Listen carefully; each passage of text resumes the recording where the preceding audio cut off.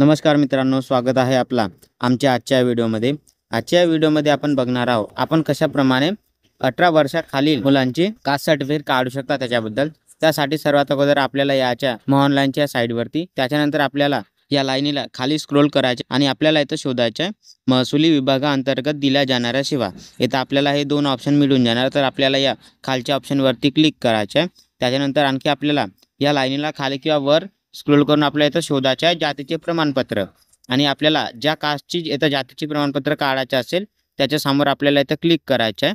मग आपल्या समोर याप्रमाणे इंटरफेस येऊन जाणार आणि इथं आपण बघू शकता आपल्याला आपली कास्ट सर्टिफिकेट काढण्यासाठी काही इथं रिक्वायर्ड डॉक्युमेंट्स दिलेले आहे, पण आपल्याला कास्ट सर्टिफिकेट काढण्यासाठी हे डॉक्युमेंट्स नाही लागणार आहे।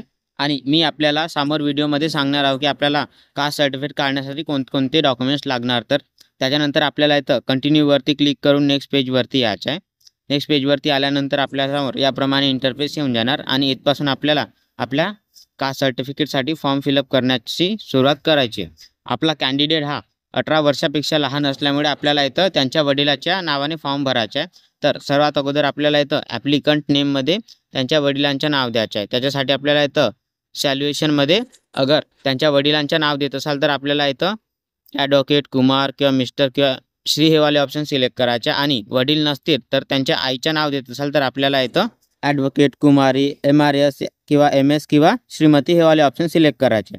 त्याच्यानंतर आपल्याला इथं त्यांचं नाव द्यायचं आहे इंग्लिशमध्ये आणि तोच नाव आपल्याला इथं मराठीमध्ये द्यायचं आहे। त्याच्यानंतर आपल्याला इथं त्यांच्या वडिलांचं नाव द्यायचं आहे। त्याच्यासाठी आपल्याला इथं सॅल्युएशनमध्ये हा श्रीवाला ऑप्शन सिलेक्ट करायचा आणि इथं त्यांचं नाव इंग्लिशमध्ये द्यायचं आहे आणि तोच नाव आपल्याला इथं मराठीमध्ये द्यायचं आहे। त्याच्या खाली आपल्याला इथं डेट ऑफ बर्थबद्दल विचारलं आहे, अगर आपण डेट ऑफ बर्थ देत असाल तर इथं देऊ शकता, हा इथं मॅन्डेटरी नाही आहे। त्याच्यानंतर आपल्याला इथं त्यांची वय द्यायची आहे। वय दिल्यानंतर इथं त्यांचा जेंडर ऑटोमॅटिकली येऊन जाणार, कारण इथं सॅल्युएशनमध्ये आपण हा श्रीवाला ऑप्शन सिलेक्ट केला आहे म्हणून। आणि त्याच्यानंतर आपल्याला इथं त्यांचा मोबाईल नंबर द्यायचा आहे। त्याच्यानंतर इथं त्यांची ईमेल ID द्यायची आहे। ही ईमेल ID पण मॅन्डेटरी नाही आहे, पण आपल्याला द्यायची असेल तर आपण देऊ शकता।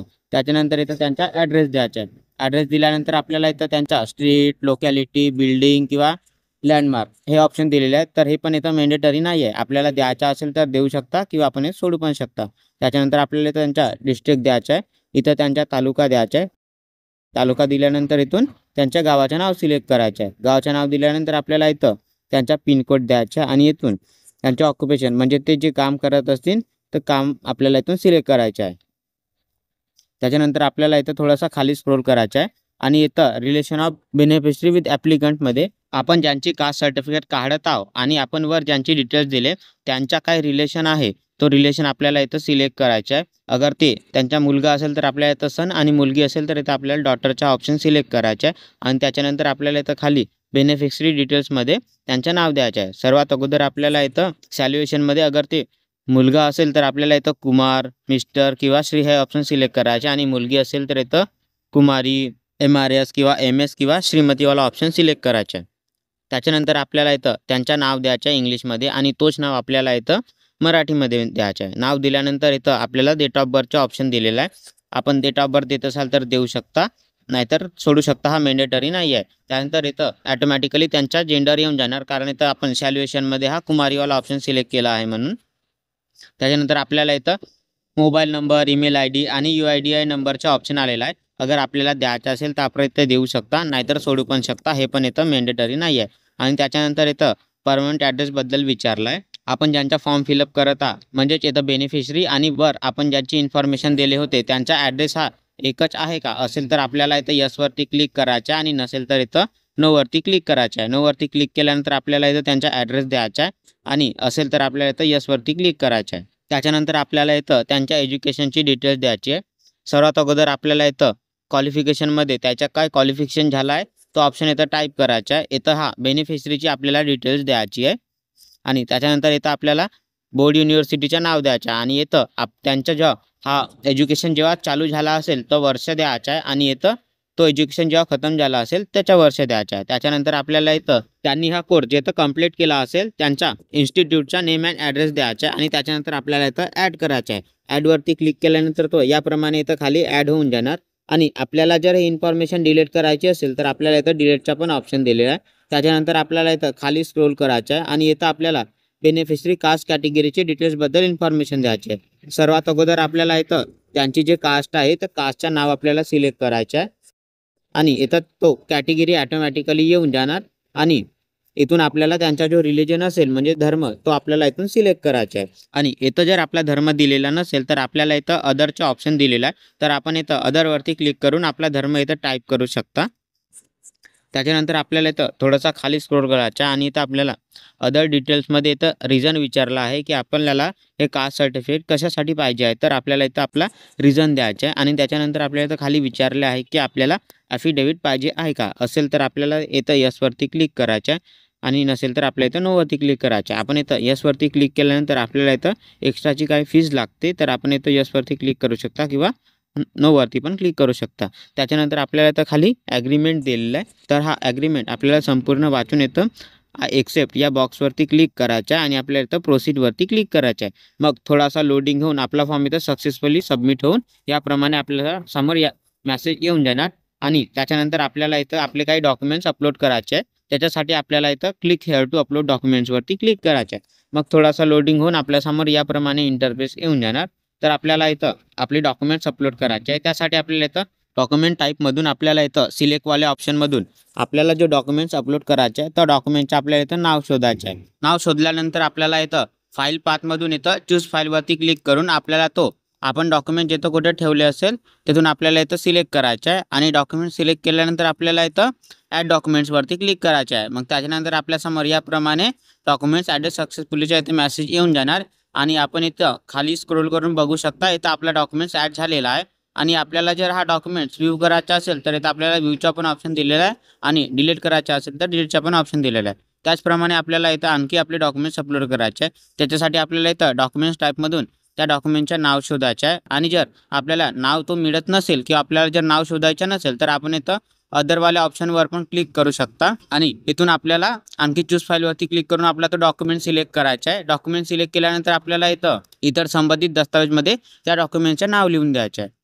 डॉक्युमेंटचं नाव लिहिल्यानंतर आपल्याला इथं ते ॲड डॉक्युमेंट्सवरती क्लिक करायचं आहे, मग तो पण डॉक्युमेंट्स इथं ॲड होऊन जाणार। आणि याचप्रमाणे आपल्याला इथं आपले डॉक्युमेंट्स ॲड करायचे आहे। एकतर आपण इथं त्यांचं नाव शोधू शकता किंवा अदरच्या ऑप्शनवरून आपण त्यांचे डॉक्युमेंट्स आपण अपलोड करू शकता आणि अपलोड केलेले डॉक्युमेंट्स इथं सर्व खाली येऊन जाणार। आपण इथं खाली बघू शकता आणि आपण जे हे लिस्ट पाहता हेच आपल्या कास्ट सर्टिफिकेट काढण्यासाठी इथं लागणार आहे। मी आपल्याला व्हिडिओच्या स्टार्टिंगमध्ये सांगितलं होतं की नंतर मी आपल्याला कोणते डॉक्युमेंट्स लागते तर सांगणार आहोत, तर हेच डॉक्युमेंट्स आपल्याला इथं कास्ट सर्टिफिकेटसाठी लागणार आहे।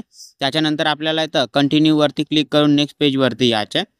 नेक्स्ट पेजवरती आपल्यासमोर याप्रमाणे इंटरफेस येऊन जाणार। इथं आपल्याला आपला फोटोग्राफ द्यायचा आहे। आपला इथं कॅन्डिडेट हा 18 वर्षापेक्षा कमी असल्यामुळे आपल्याला इथं त्यांच्या वडिलांचा फोटोग्राफ द्यायचा आहे आणि वडील नसतील तर त्यांच्या आईचा फोटोग्राफ द्यायचा आहे। आपण इथं दोन प्रकारे आपला फोटोग्राफ अपलोड करू शकता, एक आहे आपला पासपोर्ट साईजचा फोटोग्राफ आणि दुसरा लाईव्ह। अगर जर आपण पासपोर्ट साईजचा फोटोग्राफ अपलोड करत असाल तर आपल्याला इथं अपलोड फोटोवरती क्लिक करायचं आहे। मग आपल्यासमोर याप्रमाणे इंटरफेस येऊन जाणार आणि इथं आपल्याला इंस्ट्रक्शन टू अपलोड फोटोमध्ये आपण इथं बघू शकता की आपल्याला आपली फोटोग्राफ कशा प्रकारे बनवायची आहे तर आणि कोणत्या KB कोणत्या साईजमध्ये आपल्याला अपलोड करायचे आहे ते इथं इन्फॉर्मेशन दिलेली आहे।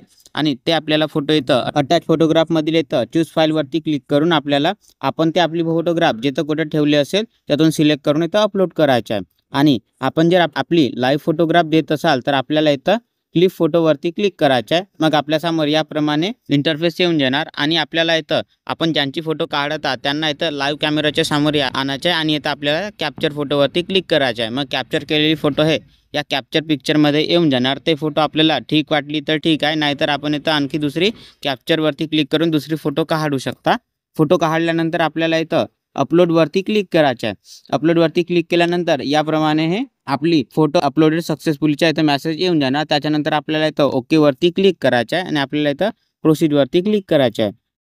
मग नेक्स्ट पेजवर आपल्यासमोर याप्रमाणे आपला पेमेंट करण्यासाठी काही ऑप्शन्स येऊन जाणार। इथं आपल्याला 3 ऑप्शन दिलेले आहे, एक VLE अकाउंट, दुसरा आधार पे आणि तिसरा पेटीएमचा। तर आपल्याला इथं आपण ज्याप्रमाणे पेमेंट करत असाल तो ऑप्शन आपल्याला इथं सिलेक्ट करायचा आहे आणि आपल्याला इथं पे नाववरती क्लिक करायचं आहे। मग नेक्स्ट पेजवर आपल्यासमोर याप्रमाणे आपली काय सर्व्हिस इन्फॉर्मेशन आणि इथं आपले चार्जेसची काय इन्फॉर्मेशन येऊन जाणार। त्याच्यानंतर आपल्याला इथं खाली चार्जेसमध्ये आपल्याला आपल्या महा ऑनलाईनच्या IDचा पासवर्ड द्यायचा आहे आणि पासवर्ड दिल्यानंतर आपल्याला इथं कन्फर्मवरती क्लिक करायचं आहे। मग थोडासा लोडिंग होऊन येतं सक्सेसफुली पेमेंट होऊन आपल्या पेमेंटची इथं स्लिप येऊन जाणार। आणि आपल्याला जर या पेमेंटची स्लिप काढायची असेल तर आपल्याला इथं खाली प्रिंटचा ऑप्शन दिलेला आहे, तर आपण इथं प्रिंटवरती क्लिक करून त्याची प्रिंट काढू शकता किंवा आपल्याला आपल्या मोबाईल, लॅपटॉप किंवा पीसीमध्ये सेव्ह करून ठेवायचं असेल तर त्याला आपण सेव्ह पण करू शकता. त्याच्यानंतर आपल्याला इथं कंटिन्यूवरती क्लिक करून नेक्स्ट पेजवरती यायचं आहे. नेक्स्ट पेजवरती आपल्याला आपण जो आता कास्ट सर्टिफिकेटचा फॉर्म फिलअप केला हे त्याची टोकन आहे, तर आपल्याला याची प्रिंट काढायची असेल तर आपण याची पण प्रिंट काढू शकता किंवा आपल्या मोबाईल, लॅपटॉप, पीसीमध्ये याला पण सेव्ह करून ठेवू शकता. तर मित्रांनो, अशा प्रकारे आपण आपला कास्ट सर्टिफिकेटचा फॉर्म इथं फिलअप करू शकता. आणि आपल्याला जर हा व्हिडिओ आवडला असेल तर आमच्या व्हिडिओला लाईक आणि अशाच प्रकारे व्हिडिओ पाहण्यासाठी आमच्या चॅनलला सबस्क्राईब करायला विसरू नका.